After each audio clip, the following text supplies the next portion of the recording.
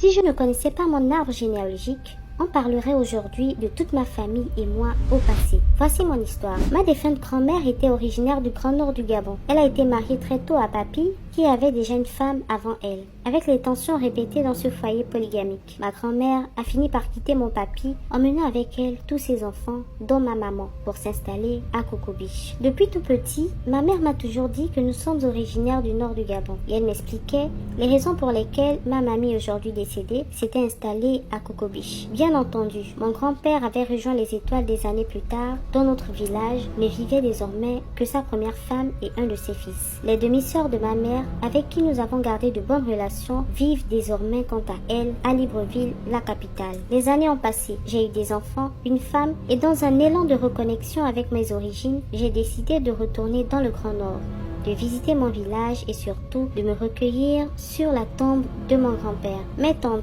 demi-sœurs de ma mère, m'ont mis en contact avec la famille du village qui était prête à m'accueillir et elles n'ont pas manqué de m'accompagner à la gare routière pour mon départ. La route menant à mon village n'était pas goudronnée, c'était le parcours du combattant. Finalement, nous sommes arrivés à une heure très avancée de la nuit dans un village situé juste avant le mien. Pour couronner le tout, la voiture est tombée en panne et le chauffeur a décidé que nous devions passer la nuit là et reprendre la route le lendemain. Mais moi, je ne voulais pas attendre. Mon village était juste le suivant. Il me suffisait de marcher un peu. J'ai donc laissé les bagages que je comptais récupérer le lendemain et j'ai pris ma femme et mes enfants avec moi. Nous nous sommes mis en route.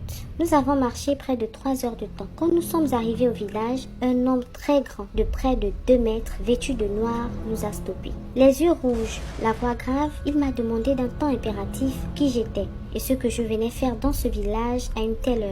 J'ai répondu que j'étais un tel, petit-fils de tel, et j'ai commencé à réciter ma généalogie. À mesure que je récitais les noms de mes ancêtres, son visage rigide au départ se détendait. Il semblait maintenant sourire. Quand j'ai terminé de réciter ma généalogie, il m'a dit « Bienvenue chez toi ». Puis il m'a demandé de le suivre car il allait m'escorter jusqu'à la maison de mon défunt grand-père. Une fois arrivé sur place, il m'a demandé de frapper à la porte. Le temps que je frappe et que je me retourne, il avait disparu. Le lendemain matin, j'ai raconté cette étrange rencontre. Et là, la coépouse de ma défunte grand-mère m'a expliqué que j'étais tombée sur l'esprit protecteur du village. Elle m'a dit qu'en effet, chaque village en dehors du chef visible en journée a une autorité nocturne qui veille spirituellement sur le territoire. J'étais abasourdie. Je n'avais jamais entendu parler de ce genre de choses. Finalement, nous avons passé de très belles vacances et nous sommes remontés à la capitale. Depuis, je retourne à chaque vacances avec ma famille, mais je n'ose plus marcher la nuit là-bas, de peur de croiser à nouveau l'esprit protecteur du village. Et vous,